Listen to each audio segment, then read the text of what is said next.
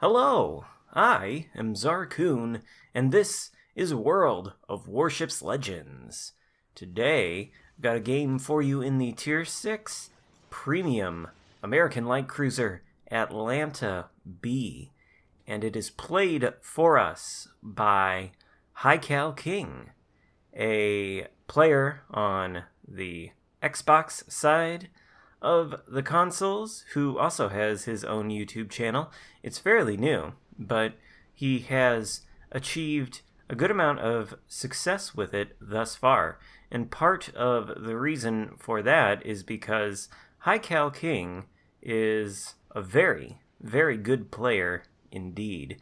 Now, last time I heard him talk about his record wasn't too long ago, maybe a couple of weeks, and at that time I think he had more than 17,000 games played in World of Warships Legends, and his win rate, I do believe, is somewhere in the 70% range, and that is absolutely incredible numbers. He's a very good player, definitely within the elite of this game. And so this video here that he's sent me functions as a bit of a swap. I will leave a link in the description to the game that I sent, HighCal King. It's a pretty solid Alabama game, and by the time you see this one on YouTube, HighCal should have done a commentary on my Alabama game, and you'll be able to find it on his channel. You can go over there and watch that video after you watch this, and if you like what you hear from HighCal, you might even consider dropping him a subscription. Anyway, where are we at here on this map?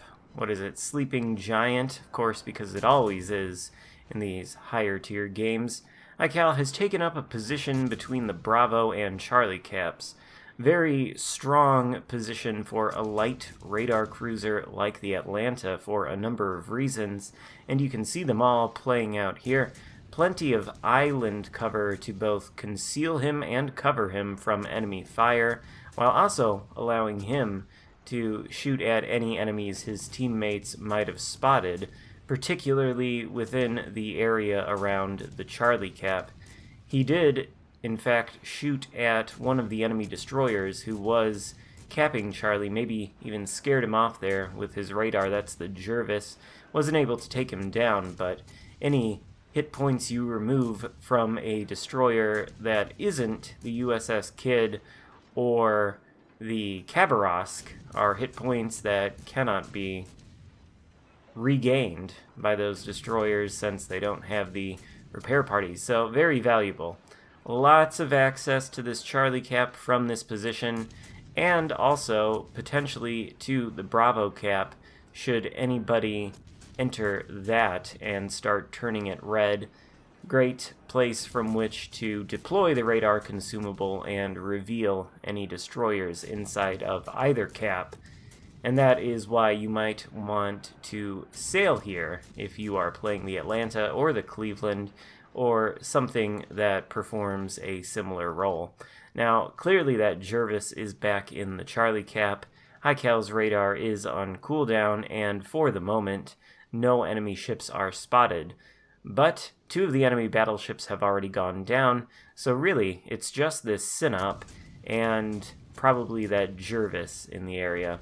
Now the Synop has come back into view, so HighCal is opening up on him first with the high explosive and now with the armor piercing. I think a while ago HighCal popped into the chat of one of my streams, and at the time I think I was discussing the efficacy of the equilibrium of power skill, and I think, if I remember correctly, he told me that he does not like to use it on his light cruisers.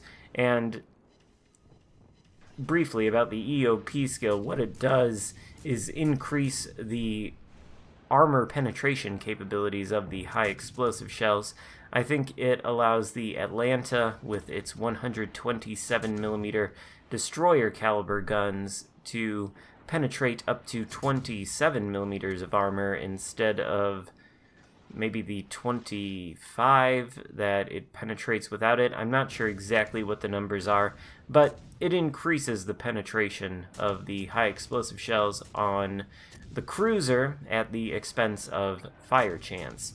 And if you play the Atlanta with equilibrium of power on, you will notice a reduction in the amount of fires you start per game versus if you don't have that skill active on your commander build. And the difference is significant. Certainly, you do get a lot more fires with having it off. You can see HighCal is up to 7 fires at this point in the game with 74,000 damage done. And so long as you aim at the parts on ships, particularly battleships that you can damage with the high explosive or the armor piercing, then, you can get by just fine. It is all a matter of preference. Personally, I do like the equilibrium of power skill.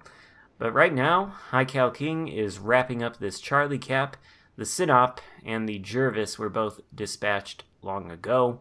The blue team has already secured Bravo, and it is looking like this game is going to be a win, unless, catastrophe strikes and the blue team does something particularly egregious.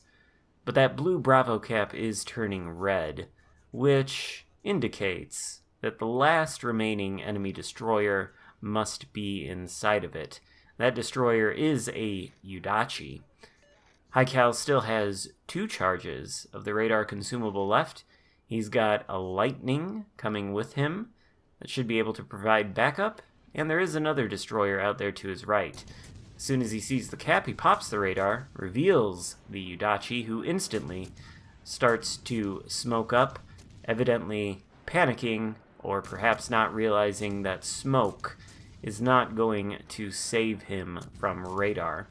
And one thing anybody who's played the game long enough for knows about the Atlanta is that it is positively lethal when it comes to shooting destroyers. The radar there does run out, but the Udachi exits his smoke screen and he is on fire, so he's still visible. HighCal's able to take him out for his first kill of the game.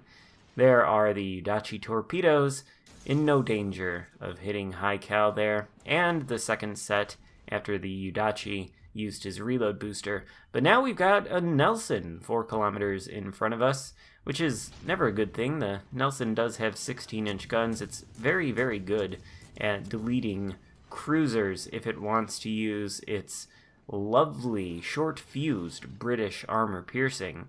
Of course, if you do go flat broadside versus a battleship with big guns in the Atlanta, you do expose a very, very narrow citadel profile, and there's a good chance that armor-piercing shells sent at you by a battleship will simply overpenetrate and not detonate with inside of your citadel, which is why you see HighCal King going flat broadside here.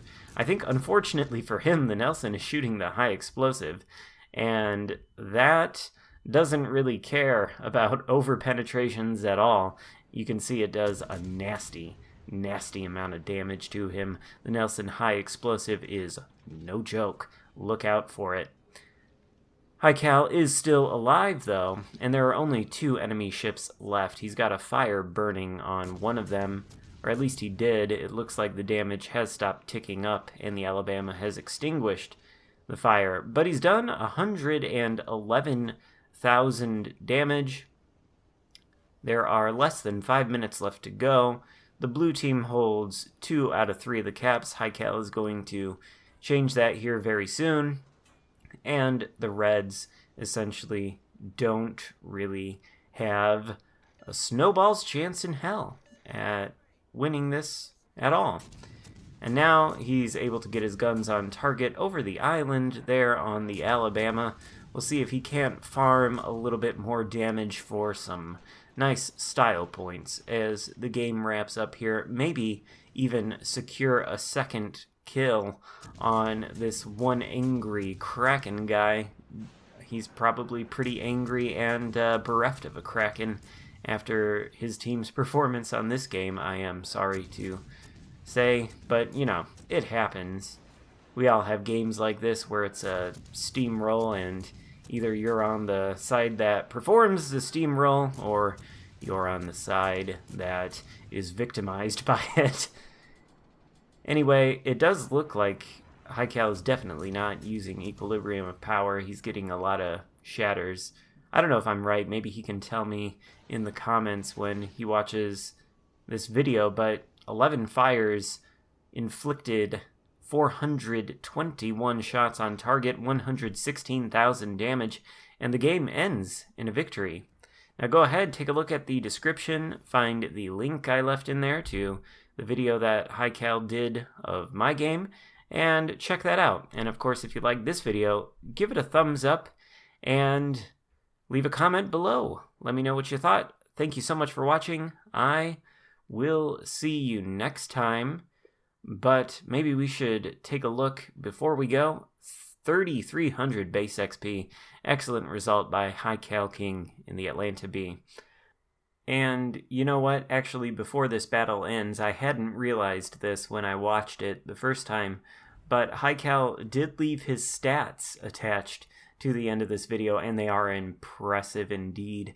19,000 battles played, a lot more than I initially said. Well, not a lot more, but quite a bit. And a 78% win rate, among the highest that I have ever seen. So yeah, definitely go take a look at his channel. Once again, leave a thumbs up on this video if you enjoyed it.